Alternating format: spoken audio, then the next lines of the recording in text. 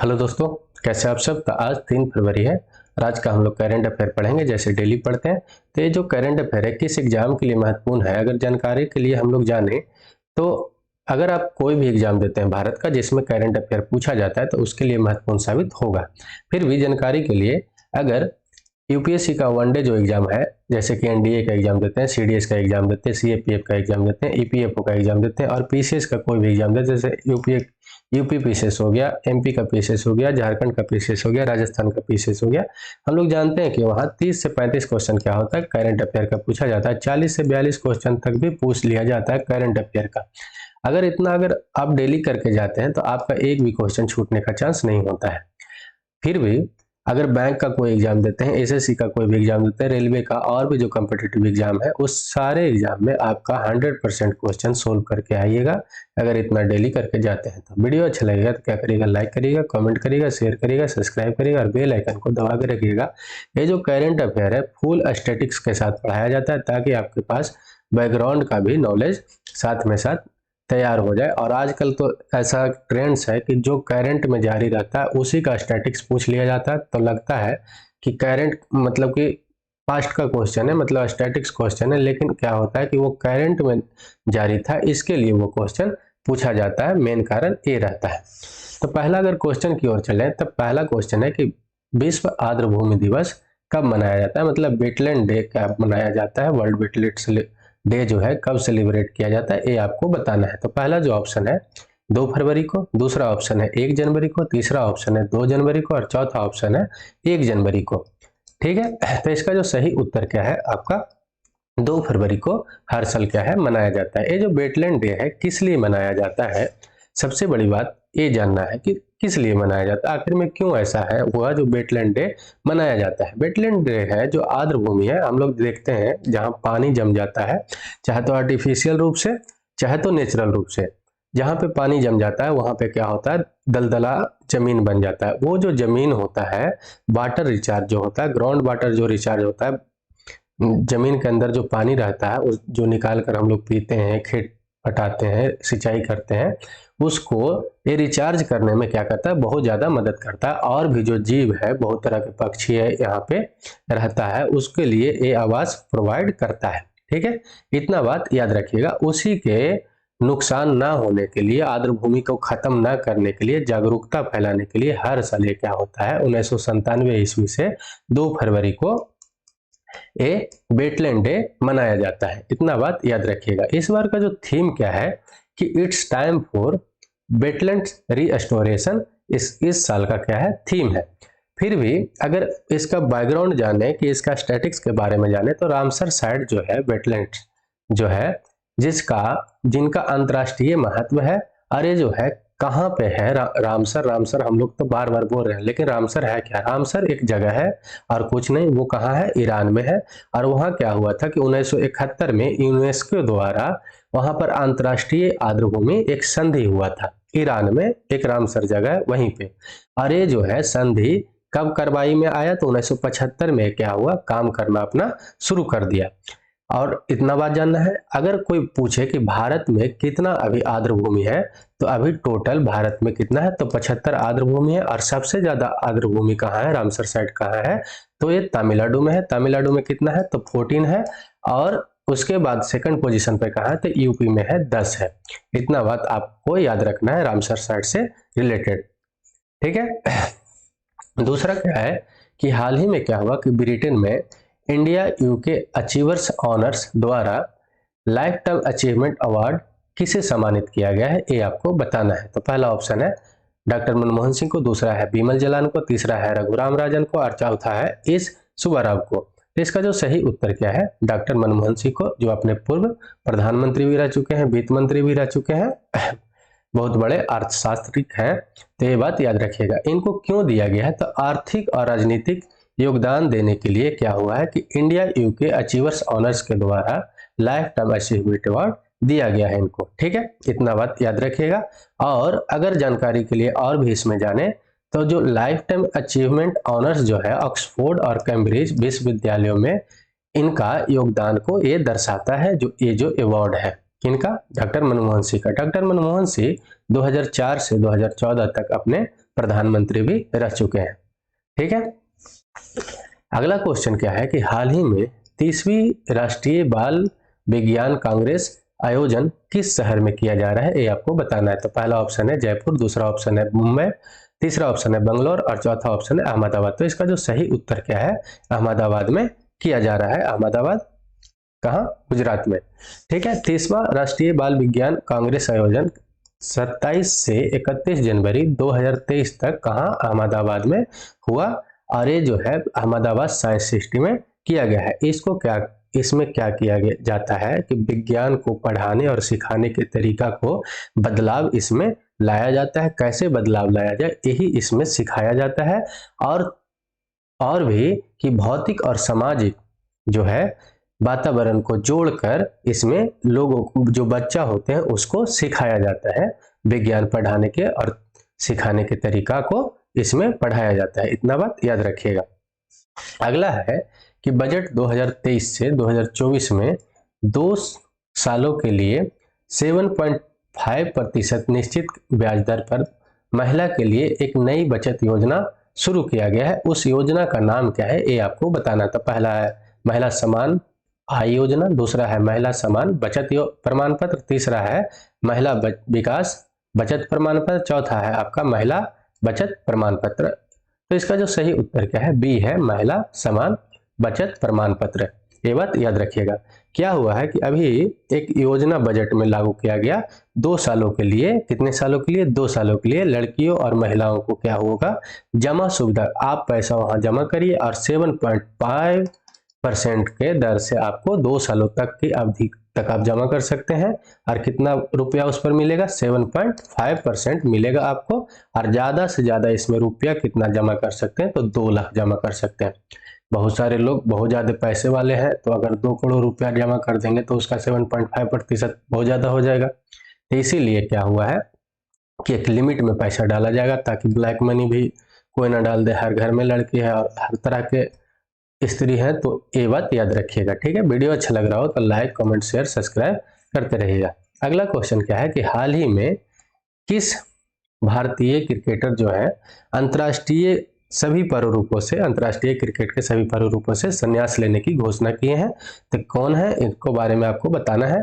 तो पहला है संजू सैमसन, दूसरा है ईशांत शर्मा, तीसरा है मुरली विजय और चौथा है उमेश यादव। तो इसमें कौन है ये आपको बताना है। तो इसका जो सही उत्तर क्या है, मुरली विजय। ठीक है, मुरली विजय एक बैट्समैन है, आप खेलते भी देखे होंगे और चेन्नई सुपर किंग से ये ज्यादा मैच खेलते थे भी इनको। ठीक है, तो ये जो है क्या हुआ कि अंतर्राष्ट्रीय क्रिकेट के सभी प्रारूपों से, अंतर्राष्ट्रीय क्रिकेट ये जो आईपीएल यूपीएल होता है उससे अभी संन्यास नहीं लिए हैं। तो अंतर्राष्ट्रीय क्रिकेट से सभी प्रारूपों से क्या किए हैं, टेस्ट वनडे T20 सब से क्या करने, संन्यास लेने की घोषणा किए हैं। ठीक है, एक बल्लेबाज थे, ये भी बात याद रखिएगा। और इनका जो आखिरी मैच था 2018 में दिसंबर में खेले थे ऑस्ट्रेलिया के खिलाफ, ये बात याद रखिएगा। अगला क्या है कि निम्न में से किस शहर में एरो इंडिया शो 2023 का आयोजन किया जा रहा है, ये आपको बताना है। तो पहला है पठानकोट में, दूसरा है बेंगलुरु में, तीसरा है जेवर में और चौथा है जोधपुर में। तो इसका जो सही उत्तर क्या है, कर्नाटक का बेंगलुरु में ये किया जा रहा है। एरो इंडिया शो जो है उसमें होता क्या है कि हर देश का रक्षा कंपनी क्या करता है, अपना रक्षा उपकरणों को प्रदर्शन करता है। मेन काम उसका यही रहता है और इसमें भारत कंपनियां भी शामिल है। ये कितने नंबर का इस बार हो रहा है, तो 14वां नंबर मतलब 14th नंबर का इस बार हो रहा है और 13 से 17 फरवरी तक बेंगलुरु में होगा। ठीक है, इस शो में क्या होगा कि एरोस्पेस क्षेत्र में होने वाले बदलाव और विकास को प्रदर्शित किया जाएगा। ठीक है, ये बेंगलुरु में कहाँ हो रहा है, अगर जगह के बारे में पूछ ले, तेलहंका वायुसेना स्टेशन पर ये होगा। ठीक है, अगला क्या है कि हाल ही में किस देश ने 1960 के सिंधु जल संधि में संशोधन के लिए पाकिस्तान को नोटिस जारी किया है। अभी मतलब क्या है कि सिंधु जल जो संधि है इसमें इंडिया जो सिर्फ कितना 20% ही पानी ले सकता है। इसमें संशोधन करने के लिए नोटिस जारी किया है और किसको नोटिस दिया है, पाकिस्तान को दिया है। तो कौन है इसमें, तो पहला ऑप्शन है आपका भारत, दूसरा ऑप्शन है चीन, तीसरा ऑप्शन है तिब्बत और चौथा ऑप्शन है नेपाल। तो इसका जो सही उत्तर क्या है, भारत है। उस समय का तत्कालीन प्रधानमंत्री कौन थे, पंडित जवाहरलाल नेहरू थे। और उस समय क्या हुआ कि 1960 में सिंधु जल संधि मतलब सिंधु जल संधि एक हुआ, ठीक है। उसमें क्या हुआ कि इंडिया को सिर्फ 20% ही पानी मिल सकता है, ठीक है। इसमें 5 नदी है और उसके जो पानी का जो बंटवारा हुआ इसमें कितना 20% ही पानी मिल सकता है। और इसका जो मध्यस्थता कौन किया था इंडिया और पाकिस्तान के बीच में, ये भी पूछता है बहुत, तो वर्ल्ड बैंक ने किया था। ये भी बात याद रखिएगा, कौन किया था, तो वर्ल्ड बैंक मध्यस्थता किया था दोनों को, ठीक है। सिंधु इतना बार तो हम लोग जान ही गए, ठीक। और सिंधु जल के संबंधित आयुक्तों के माध्यम से एक नोटिस भेजा है पाकिस्तान को। और ये जो है, जो अगर सिंधु इंडस वाटर ट्रीटी जो है, अगर इसका बात किया जाए तो ये 9 साल के बाद 1960 में क्या हुआ था, एक बातचीत हुआ था। पहले से बहुत दिन से सिर्फ लड़ाई हो रहा था, ठीक है। ये सब तो जानने की बात है, याद करने की बात नहीं है, लेकिन ये भी आप याद रखिएगा कि कब हुआ था, तो 1960 में हुआ था। और अभी जो नोटिस कौन दिया है, तो इंडिया दिया है, ठीक है। इंडिया को कितना पानी मिलता है, तो 20% मिलता है, ये बात याद रखना है ऑब्जेक्टिव के लिए। और दूसरा क्या याद रखना है कि इसका मध्यस्थता कौन किया था, तो वर्ल्ड बैंक किया था, ठीक है। इतना बात याद रखिएगा। चलिए अगला क्या है कि हाल ही में क्या हुआ कि एमएसएमई के ऋण गारंटी योजना को नवीनीकृत करने के लिए बजट 2023 में कितने करोड़ रुपए का प्रावधान किया गया है, ये आपको बताना है। तो पहला ऑप्शन है 4000 करोड़, दूसरा ऑप्शन है 6000 करोड़, तीसरा ऑप्शन है आपका 9000 करोड़ और चौथा ऑप्शन है 10,000 करोड़। तो इसका जो सही उत्तर क्या है, सी है 9000 करोड़, ठीक है। 9000 करोड़ रुपया क्या किया गया है एमएसएमई के लिए गारंटी योजना को नवीनीकृत करने के लिए बजट में प्रावधान किया गया है। कितना भाई, तो 9000 करोड़ रुपया।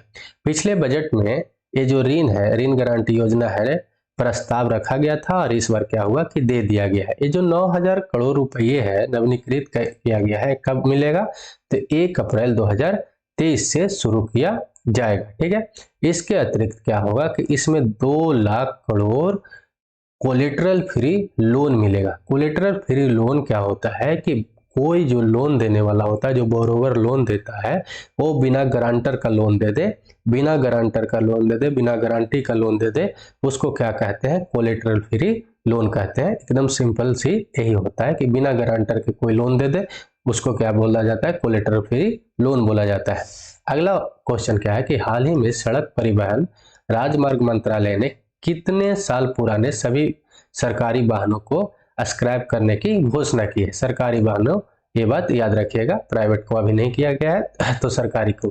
तो आपका पहला ऑप्शन है 10, दूसरा है 15 साल, तीसरा है 20 साल और चौथा ऑप्शन है 25 साल। तो इसका जो सही उत्तर क्या है, 15 साल।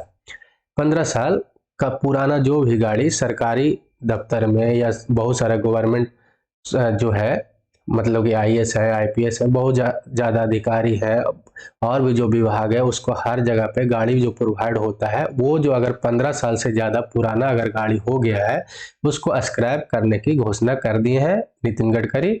और ये जो क्या है, केंद्र सड़क परिवहन और राज्य मंत्री है, कौन है, तो नितिन गडकरी है। ये चाह रहे हैं कि इंडिया जो है ज़्यादा से ज़्यादा क्या हो कि शुद्ध जो कार्बन है, नेट कार्बन है, उसके ओर बढ़े। और हम लोग जानते हैं कि 2070 तक नेट कार्बन की क्या कर रहे हैं, योजना रखे हैं कि 2070 तक इंडिया क्या हो जाएगा, नेट जीरो कार्बन हो जाएगा, ठीक है। और हम लोग जानते हैं कि पहले वाला जो गाड़ी है बहुत ज़्यादा पोल्यूशन देता है, उसी के कारण 15 साल जो पुराना गाड़ी है उसको क्या कर दिया जाएगा, स्क्रैप कर दिया जाएगा। केंद्र और राज्य सरकार के अंतर्गत जो भी गाड़ी चल रहा है उसको क्या किया जाएगा, जो रिप्लेस किया जाएगा। और ये कितना गाड़ी है, लगभग 9 लाख गाड़ी से भी अधिक है। केंद्र और राज्य सरकार के अंतर्गत काम कर रहा है जो गाड़ी, ठीक है, उसको 9 लाख वाहनों को क्या किया जाएगा, रिप्लेस किया जाएगा और नया गाड़ी को वहां पर लाया जाएगा। इससे क्या होगा, बहुत ज्यादा पोल्यूशन भी कमेगा और भी लोग जो है वो भी हैं जो अपना पुराना गाड़ी को रिप्लेस करेंगे, ये बात याद रखिएगा। अगला क्वेश्चन क्या है कि सरकार ने प्रधानमंत्री आवास योजना के लिए परिव्यय में कितने प्रतिशत वृद्धि करने की घोषणा की है, मतलब पिछले साल से कितना % इस बार पैसा बढ़ाया गया है प्रधानमंत्री आवास योजना के तहत, तो ये आपको बताना है। तो पहला ऑप्शन है 66%, दूसरा ऑप्शन है 60%, तीसरा ऑप्शन है 75% और चौथा ऑप्शन है 70%। तो इसका जो सही उत्तर है ए है 66% 66% है। तो प्रधानमंत्री आवास योजना हम लोग जानते हैं कि इसके थ्रू क्या होता है कि जो लोग जिनके पास आवास नहीं है उनको घर दिया जाता है। इसमें इस बार क्या हुआ कि उस योजना में 66% क्या हुआ कि ज्यादा पैसा दिया गया है ताकि लोगों को जल्दी से जल्दी घर मिल सके। ठीक है, इसमें लगभग 79,000 करोड़ रुपया इस बार ज्यादा मिलेगा। ठीक है, सरकार ने इसमें देने की योजना किया है। और अगर शहरी घटकों के लिए क्या हो तो 25,000 करोड़ से ज्यादा, और मतलब कि ग्रामीण इलाकों के लिए 54,000 करोड़ से ज्यादा रुपया मिलेगा। ठीक, ज्यादा ये जो रुपया मिलेगा इस बार। अगला क्वेश्चन क्या है कि इंफ्रास्ट्रक्चर परियोजनाओं को आगे बढ़ाने के मदद के लिए भारतीय रेलवे को कितनी करोड़ राशि आवंटित की गई है, ये आपको बताना है। तो पहला है 2.2 लाख करोड़, दूसरा है 2 लाख करोड़, तीसरा है ऑप्शन 2.5 लाख करोड़ और चौथा है 2.4 लाख करोड़। तो इसका जो सही उत्तर क्या है कि 2.4 लाख करोड़ इस बार भारतीय रेलवे को दिया जाएगा। ठीक है, और इसमें क्या होगा कि जो भी बुनियादी ढांचा है उसको परियोजना को आगे बढ़ाने के लिए अपने जो रेल मंत्री हैं अश्विनी वैष्णव, उसने कहा है कि जो बुनियादी ढांचा है उसको आगे बढ़ाने के लिए कितना रुपया दिया जा रहा है। तो 2,40,000 करोड़ रुपया इस बार दिया जाएगा। इसके तहत क्या होगा कि 1275 स्टेशनों को पुनर्विकास किया जाएगा। अहमदाबाद से मुंबई के बीच में क्या होगा कि बुलेट ट्रेन चलेगा। उस प्रोजेक्ट को क्या किया जाएगा, टाइम पर भी इसको योजना में लाया जाएगा। और भी जहां जहां बहुत सारा जगह पे काम हो रहा है, मेट्रो चल रहा है, वो सारे परियोजना को सही टाइम पे किया जाएगा। दूसरा और भी क्या कहा गया है कि 2023 तक पैसेंजर ट्रेन में क्या होगा, हाइड्रोजन ट्रेन भी चलेगा। अगर जानकारी के लिए हम लोग जाने तो पहला बार जो हाइड्रोजन ट्रेन जो चला है, कहाँ चला है, तो वो जर्मनी में चला है। और दूसरा बार कहाँ चला है, तो चाइना में चला है। ठीक है, और तीसरा बार ये इंडिया बोल रहा है कि चलाएंगे 2023 तक। अगर इसके बीच में कोई देश चला लिया तो बात की बात है, लेकिन अभी ये तीसरा है। ठीक है, ये बात याद रखना है। ये भी क्वेश्चन पूछता है कि जो रेल बजट है कब है जो साधारण बजट में जोड़ दिया गया था। तो साधारण बजट में कब, 2017 में रेल बजट को जोड़ दिया गया था। पहले क्या होता था, 2017 के पहले रेल बजट अलग से आता था। ठीक है, लेकिन 2017 में क्या किया गया, दोनों को मर्ज कर दिया गया, साधारण बजट के साथ रेल बजट को मिला दिया गया।